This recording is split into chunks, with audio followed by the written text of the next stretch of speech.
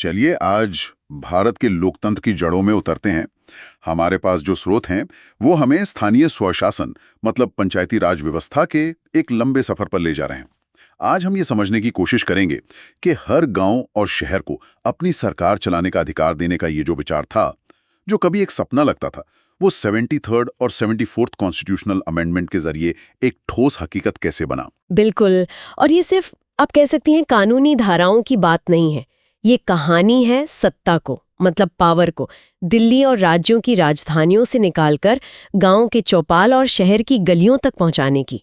हम देखेंगे कि इस ढांचे की नींव कैसे रखी गई, किन किन मुश्किलों से ये व्यवस्था गुजरी और आज ये जमीनी स्तर पर काम कैसे कर रही है। तो इस विचार की शुरुआत ये हुई कहाँ से?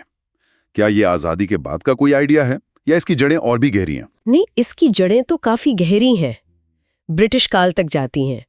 1882 में वायसराय थे लॉर्ड रिपन। उन्होंने एक प्रस्ताव पास किया था जिसे स्थानीय स्वशासन का मैग्ना कार्टा भी कहा जाता है। मैग्ना कार्टा मतलब इतना जरूरी? हाँ, क्योंकि ये पहली बार था कि एक औपचारिक, एक फॉर्मल कोशिश की गई थी कि शासन में स्थानीय लोगों की भी भागीदारी हो। इसीलिए तो लॉर्ड रिपन को भारत में स्थानीय स्वशासन का जनक भी कहते हैं। अच्छा, तो इसकी शुरुआत ब्रिटिश काल में हुई, लेकिन क्या आजादी के बाद हमारे अपने नेताओं ने इस विचार को अपनाया? खासकर गांधी जी, वो तो हमेशा ग्राम स्वराज की बात करते थे। उनके विचारों का हमारे संविधान पर कितना असर पड़ा? ये बहुत जरूरी सवाल है। देखिए, गांधी जी का जो ग्राम स्वराज का सपना था वो इस पूरी सोच के कह सकते हैं दिल में था। वो चाहते थे कि हर गांव अपनी जरूरतें पूरी करने में आत्मनिर्भर हो और अपने फैसले खुद ले सकें। और इसी गांधीवादी सोच का असर हमारे संविधान पर पड़ा? बिल्कुल। संविधान सभा में इस पे लंबी बहस हुई और फिर इसे सीधे लागू करने के बजाय नीति निदेशक तत्वों में शामिल किया गया, यानी अनुच्छेद 40 में। जी हाँ, अनुच्छेद 40। इसमें साफ साफ कहा गया कि राज्य की ये जिम्मेदारी होगी कि वो ग्राम पंचायतों का गठन करे और उन्हें इतनी शक्तियां और अधिकार दें कि वे एक तरह से अपनी छोटी मोटी सरकार की तरह काम कर सकें। तो एक तरह से संविधान ने एक सपना तो लिख दिया, पर उसे हकीकत बनाने का रास्ता राज्यों पर छोड़ दिया। बिल्कुल सही। सपना तो लिख दिया गया, लेकिन सपने को हकीकत बनाने का रास्ता लंबा और मुश्किल था। ऐसा नहीं हुआ कि अनुच्छेद 40 लिखा और अगले दिन पंचायतें बन गई। नहीं, बिल्कुल नहीं। इसे जमीन पर उतारने के लिए तो दशकों तक मंथन चला और इस मंथन से निकली कई समितियां जिनकी सिफारिशों ने इस सपने को एक ढांचा दिया। एकदम सही। ये एक लंबा सफर था और इस सफर में सबसे पहला और शायद सबसे अहम मील का पत्थर था 1957 में बनी बलवंत राय मेहता समिति। इसी समिति ने पहली बार लोकतांत्रिक विकेंद्रीकरण का एक ठोस ब्लूप्रिंट पेश किया था। लोकतांत्रिक विकेंद्रीकरण, ये सुनने में थोड़ा भारी शब्द लगता है। चलिए इसे थोड़ा आसान करते हैं। इसका असल में मतलब क्या था? इसका सीधा सा मतलब था कि सत्ता का बंटवारा हो। शक्ति सिर्फ केंद्र और राज्य सरकारों के हाथ में न रहे, बल्कि उसे स्थानीय स्तर तक, मतलब जमीनी स्तर तक पहुंचाया जाए। और समिति ने कहा कि ये ढांचा 3 सीढ़ियों वाला होना चाहिए। 3 सीढ़ियों वाला? हाँ। सबसे नीचे गांव के स्तर पर ग्राम पंचायत, बीच में ब्लॉक स्तर पर पंचायत समिति और सबसे ऊपर जिले के स्तर पर जिला परिषद। यही वो त्रिस्तरीय पंचायती राज व्यवस्था है जिसे हम आज जानते हैं। ये दिलचस्प है कि बलवंत राय मेहता समिति ने 1957 में अपनी रिपोर्ट दी और सिर्फ 2 साल में इसे लागू भी कर दिया गया। 2 अक्टूबर 1959 को राजस्थान के नागौर में। उस दौर की राजनीति को देखते हुए तो ये बहुत तेज लगता है। हाँ, ये नेहरू सरकार की प्राथमिकता थी। नेहरू का मानना था कि अगर लोकतंत्र को सफल बनाना है तो लोगों को शासन में सीधे तौर पर शामिल करना ही होगा। नागौर में इसका उद्घाटन करते हुए उन्होंने कहा भी था कि ये एक क्रांतिकारी कदम है। तो एक शुरुआत तो हो गई? शुरुआत तो हो गई, लेकिन असली चुनौती अभी बाकी थी। ये पूरी व्यवस्था राज्यों की मर्जी पर चल रही थी। इसे कोई संवैधानिक सुरक्षा हासिल नहीं थी। तो सुधारों का दौर इसके बाद भी चलता रहा होगा? हाँ, बिल्कुल। 1977 में जब जनता पार्टी की सरकार आई तो उन्होंने अशोक मेहता समिति बनाई। उनका नजरिया थोड़ा अलग था। उन्होंने कहा कि ये 3 स्तरीय ढांचा थोड़ा उलझा हुआ है, इसे 2 स्तरीय बना देना चाहिए। 2 स्तरीय कैसे? नीचे मंडल पंचायत, जो कुछ गांवों का एक समूह हो, और सबसे ऊपर जिला परिषद। उन्होंने पंचायतों को टैक्स लगाने के अधिकार देने जैसी कई अच्छी बातें भी कहीं, लेकिन उनकी सरकार ज्यादा दिन चली नहीं तो सिफारिशें भी ठंडे बस्ते में चली गईं। यहाँ एक पैटर्न दिख रहा है। समितियां बन रही हैं, सिफारिशें आ रही हैं, लेकिन इन संस्थाओं को वो असली ताकत, वो संवैधानिक शक्ति नहीं मिल पा रही। वो कहां से आई? आप बिल्कुल सही जगह पहुंचे हैं। असली मोड़ आया 1986 में LM सिंघवी समिति के साथ। इस समिति ने कह सकते हैं नब्ज पकड़ ली। उन्होंने कहा कि आप कितनी भी समितियां बना लें, जब तक पंचायतें राज्य सरकारों के रहमो करम पर रहेंगी, कुछ नहीं बदलेगा। अच्छा, मतलब पहले राज्य सरकारें इन्हें भंग कर सकती थीं? जब चाहे।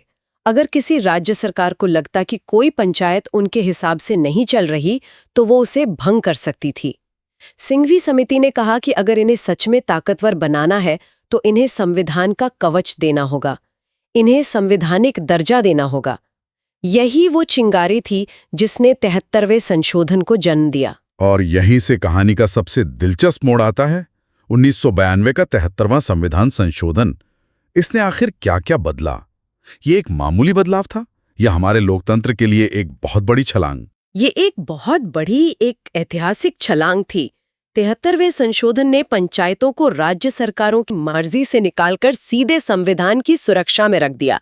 इसके लिए संविधान में एक पूरा नया भाग जोड़ा गया, भाग 9, जिसका नाम ही है पंचायत। और एक नई अनुसूची भी जोड़ी गई थी, है ना? जी हाँ, 11वीं अनुसूची, जिसमें पंचायतों के कामों की पूरी लिस्ट थी।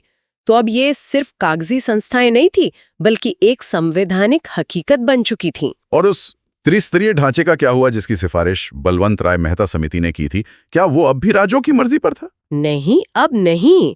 इस संशोधन ने त्रिस्तरीय ढांचे को संवैधानिक रूप से अनिवार्य बना दिया। मतलब हर राज्य को ग्राम, मध्यवर्ती यानी ब्लॉक और जिला स्तर पर पंचायतें बनानी ही होंगी। कोई छूट नहीं। हाँ, एक छोटी सी छूट दी गई। जिन राज्यों की आबादी 20 लाख से कम है, उन्हें बीच वाला स्तर यानी पंचायत समिति बनाने से छूट मिली। और चुनाव, पहले तो चुनाव कभी होते थे कभी नहीं, क्या इसके लिए भी कोई ठोस नियम बना? ये एक और बहुत बड़ा सुधार था। अब ये अनिवार्य हो गया कि सभी पंचायतों का कार्यकाल 5 साल का होगा, और अगर किसी वजह से पंचायत को समय से पहले भंग कर भी दिया जाता है तो 6 महीने के अंदर चुनाव कराना ही होगा। अच्छा, ये तो जरूरी था। और एक और दिलचस्प बात, कार्यकाल की गिनती चुनाव के नतीजों की तारीख से नहीं, बल्कि पंचायत की पहली बैठक की तारीख से होती है। इन चुनावों को निष्पक्ष तरीके से कराने के लिए हर राज्य में एक स्वतंत्र राज्य निर्वाचन आयोग बनाने का भी प्रावधान किया गया। यहाँ पर एक बहुत ही महत्वपूर्ण पहलू आता है आरक्षण का। हमारे स्रोतों के अनुसार अनुच्छेद 243D ने तो एक तरह की सामाजिक क्रांति ही ला दी। ये क्या था? ये शायद इस संशोधन का सबसे परिवर्तनकारी हिस्सा था। अनुच्छेद 243D ने ये तय किया कि पंचायतों में अनुसूचित जातियों यानी SC और जनजातियों यानी ST के लिए उनकी आबादी के अनुपात में सीटें आरक्षित होंगी। सिर्फ सदस्यों के लिए नहीं, सदस्यों के लिए भी और अध्यक्षों के पदों के लिए भी। इसने सदियों से सत्ता से दूर रखे गए समुदायों के लिए दरवाजे खोल दिए। और महिलाओं के लिए 1/3 आरक्षण, वो भी 1992 में। ये तो उस समय के हिसाब से एक बहुत ही प्रगतिशील कदम रहा होगा। बिल्कुल, इसने तो रातों रात लाखों महिलाओं को सीधे राजनीति के केंद्र में ला खड़ा किया। 1/3 सीटें, कम से कम 1/3 यानी 33% सीटें और अध्यक्ष पद महिलाओं के लिए आरक्षित किए गए। इस एक कदम ने भारतीय लोकतंत्र का चेहरा ही बदल दिया। आज हमारे देश में 10 लाख से ज्यादा चुनी हुई महिला प्रतिनिधि हैं, जो दुनिया में कहीं और नहीं है। और कुछ राज्य तो इससे भी आगे चले गए हैं। हाँ, बिल्कुल। बिहार, मध्य प्रदेश, उत्तराखंड जैसे राज्यों ने इस आरक्षण को बढ़ाकर 50% कर दिया है। ये कागज पर तो बहुत अच्छा लगता है और निसंदेह ये एक क्रांतिकारी कदम था, लेकिन हमारे स्रोत इस पर भी इशारा करते हैं कि जमीनी हकीकत थोड़ी अलग है। अक्सर सरपंच पति या प्रधान पति जैसी बातें सुनने को मिलती हैं। हाँ, ये एक बहुत ही वास्तविक और गंभीर चुनौती है। शुरुआत में ये समस्या बहुत ज्यादा थी, जहां चुनी हुई महिला प्रतिनिधि के नाम पर उनके पति या परिवार के पुरुष सदस्य ही काम करते हैं। तो इस चुनौती से ये व्यवस्था कैसे निपट रही है? देखिए, धीरे धीरे चीजें बदल रही हैं। जैसे जैसे महिलाएं अनुभव हासिल कर रही हैं, ट्रेनिंग प्रोग्राम हो रहे हैं और वो खुद अपनी ताकत को समझ रही हैं, वे आगे आ रही हैं। कई ऐसी कहानियां हैं जहां महिला सरपंचों ने शानदार काम किया है। तो ये एक सफर है, मंजिल अभी थोड़ी दूर है, लेकिन दिशा सही है। और चुनाव लड़ने की उम्र क्या रखी गई? न्यूनतम आयु 21 साल रखी गई है, जो युवाओं को भी मौका देती है। ठीक है, तो संस्थाएं बन गई, चुनाव भी हो गए, आरक्षण भी मिल गया। लेकिन सबसे बड़ा सवाल, इनके पास करने के लिए काम क्या है, क्या शक्तियां हैं? ऐसा तो नहीं कि ये सिर्फ नाम की संस्थाएं हों। नहीं, ऐसा बिल्कुल नहीं है। जैसा मैंने पहले बताया था, संविधान में 11वीं अनुसूची जोड़ी गई। इस अनुसूची में पंचायतों के करने के लिए 29 विषय दिए गए हैं। 29 विषय? जैसे?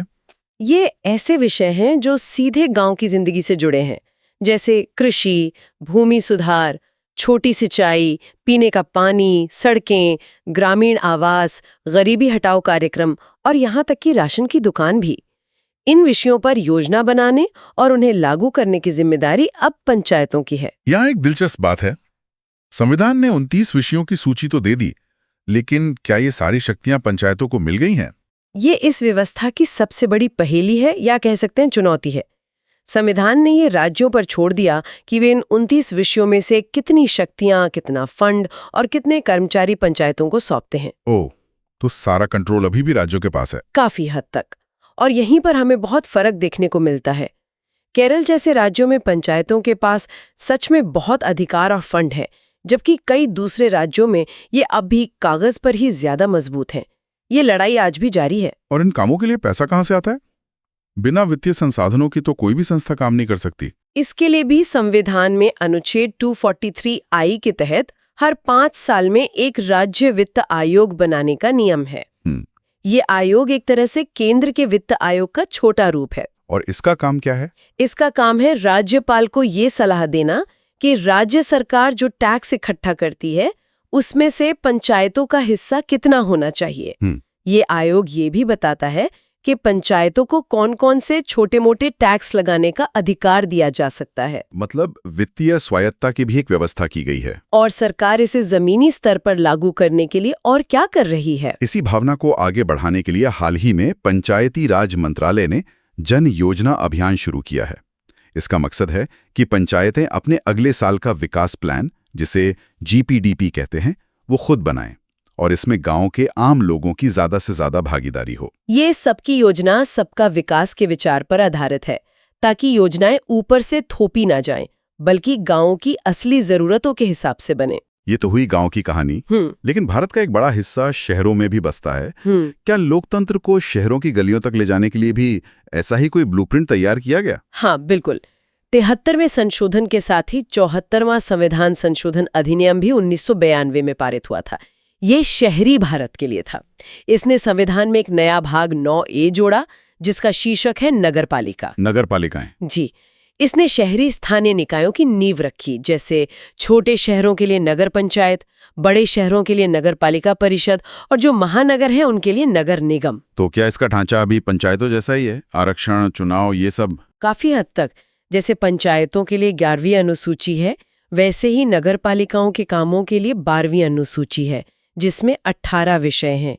इनमें शहरी योजना, सड़कें, पानी की सप्लाई, साफ सफाई और झुग्गी झोपड़ी सुधार जैसे काम शामिल हैं। यहाँ भी महिलाओं और SC/ST के लिए आरक्षण का प्रावधान है और चुनाव कराने के लिए वही राज्य निर्वाचन आयोग जिम्मेदार है। तो सोच वही है, स्थानीय फैसले स्थानीय लोगों द्वारा। शासन के अलावा क्या स्थानीय स्तर पर न्याय की भी कोई व्यवस्था सोची गई, जिससे लोगों को छोटे मोटे झगड़ों के लिए जिला कोर्ट के चक्कर न काटने पड़े? हाँ, ये एक और दिलचस्प पहलू है ग्राम न्यायालय। इसके लिए 2008 में कानून बनाया गया। इसका मकसद था गांव के लोगों को उनके दरवाजे पर ही तेज, सस्ता और आसान न्याय दिलाना। ये दीवानी और फौजदारी दोनों तरह के छोटे मोटे मामलों की सुनवाई कर सकते हैं। तो क्या ये सामान्य अदालतों की तरह ही काम करते हैं, वकीलों और सबूतों के साथ? कि जो कड़े नियम होते हैं उनसे बंधे नहीं हैं। ये प्राकृतिक न्याय के सिद्धांत पर चलते हैं। प्राकृतिक न्याय के सिद्धांत? इसका क्या मतलब हुआ? इसका मतलब ये है कि ग्राम न्यायालय सबूतों के तकनीकी पचड़ों में नहीं पड़ते। उनका जोर इस बात पर होता है कि दोनों पक्षों को अपनी बात रखने का पूरा मौका मिले और फैसला निष्पक्ष लगे। ये वकीलों की बड़ी बड़ी दलीलों से ज्यादा आम समझ और इंसाफ पर आधारित व्यवस्था है। लेकिन क्या ये व्यवस्था ठीक से काम कर रही है? हमारे स्रोतों में ये भी बताया गया है कि सुप्रीम कोर्ट ने इनके गठन को लेकर कुछ चिंताएं जताई हैं। कई राज्यों के पास इन्हें ठीक से स्थापित करने और चलाने के लिए पैसे और संसाधन ही नहीं है। तो कानून तो है, पर उसे जमीन पर उतारने में चुनौतियां हैं। तो कुल मिलाकर ये सिर्फ कुछ कानून नहीं है, बल्कि भारत के लोकतंत्र को जमीनी स्तर तक ले जाने का एक पूरा इकोसिस्टम है। एक ऐसा विचार जो अनुच्छेद 40 में एक धुंधले सपने जैसा था, वो 73वें और 74वें संशोधन के बाद एक ठोस जीती जागती हकीकत बन गया। बिल्कुल, ये सत्ता के विकेंद्रीकरण का दुनिया का सबसे बड़ा प्रयोग है। ये लाखों लोगों को, जिनमें महिलाएं और वंचित समुदाय भी शामिल हैं, उन्हें अपने मोहल्ले, अपने गांव, अपने शहर के बारे में फैसले लेने का सीधा अधिकार देता है। ये शासन को कागजों और राजधानियों की फाइलों से निकालकर आम नागरिक के दरवाजे तक लाने की एक बहुत ईमानदार कोशिश है। इन स्रोतों ने हमें कानूनी ढांचा और इसकी यात्रा तो बहुत अच्छे से दिखा दी, लेकिन एक सवाल मेरे मन में छोड़ दिया है। जमीनी स्तर पर स्थानीय स्वशासन की सफलता असल में किस पर निर्भर करती है? सिर्फ संविधान में लिखे मजबूत कानूनों पर, या उन करोड़ों लोगों की सक्रिय और जागरूक भागीदारी पर जिनके लिए कानून बनाए गए हैं?